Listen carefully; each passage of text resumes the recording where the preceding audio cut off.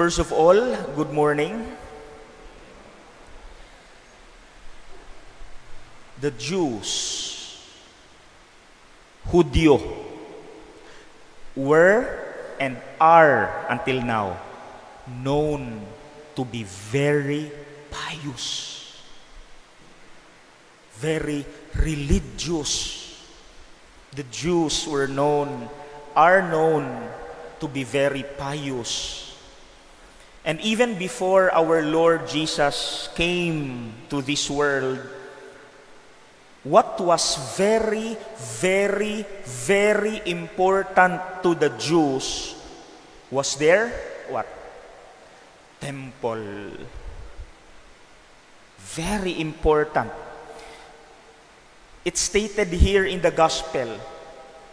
While some people were speaking about how the temple was adorned with costly stones and votive offerings. See? They are very proud of their temple. That was their life.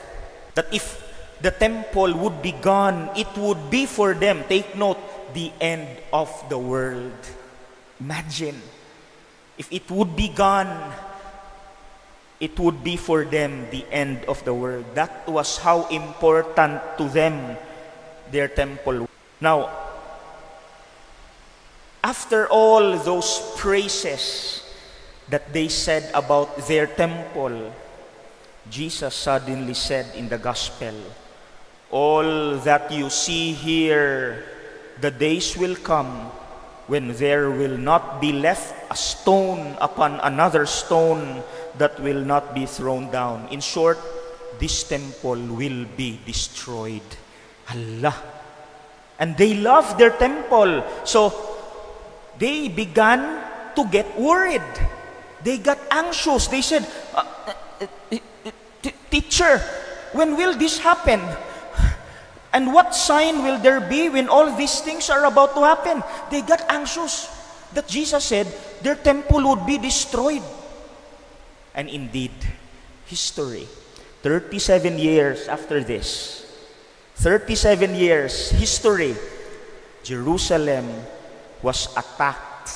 And one of those destroyed was their temple. And it was a very depressing moment for them, spiritually and emotionally. But there is a wall that was left. Have you been to the Holy Land? I was there on 2019 with a group of pilgrims from the Polog. I was there as their chaplain. There was a wall that was left. Do you remember? There was one wall from the temple. And what do they call that? Before it's called the Western Wall, it was for a long time called Wailing Wall. Wailing. What is wail? I searched the meaning of the word wail. W-A-I-L. Wail. It means prolonged, high-pitched cry of pain, grief, or anger. In Tagalog, humagulgul.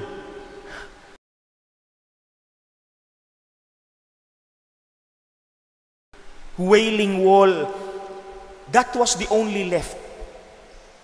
From that magnificent temple they used to praise, they love as if it's their life. And so, it's called Wailing Wall because when they pray, they face the wall and in their pain, they wail. They wail because that was their life. The building was their life. So how do we apply this to our own lives, my dear sisters and brothers? Okay, listen. We are not Jews. We are Christians because we are following Christ. But why is it that many of us are still like those ancient Jews, that when problems come, why do we still wail as if it's the end of the world? Who among us here still wails when problems come, like it's the end of the world? If the ancient Jews just focus on the building, that God that they used to pray to inside that building had already been born long time ago. That's Jesus our Lord. And this Lord had already come down from heaven and already stretched out His hands in order for all mankind to experience the resurrection. So matagal na, our Lord has been bringing that hope for many years already. So as Christians, this is a reminder, we are not supposed to wail when problems come. We are supposed to hope. Okay? Do not forget that. Iba tayo. Kristiyano tayo. Meron na tayong resurrection, no? Matagal na. Dinala ng Diyos ang pag-asa. Why do we still wail when problems come as if it's the end of the world? Matagal na. Dala ang pag-asa for those who have problems. So in a capsule, my dear fellow Christians, when problems come, hope, do not wail. Okay?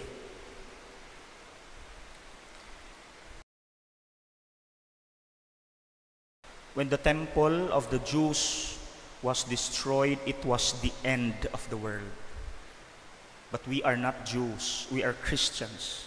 So when problems come, let us not think that it's the end. No, after every death, there is always a resurrection. So we Christians must hope, not wail.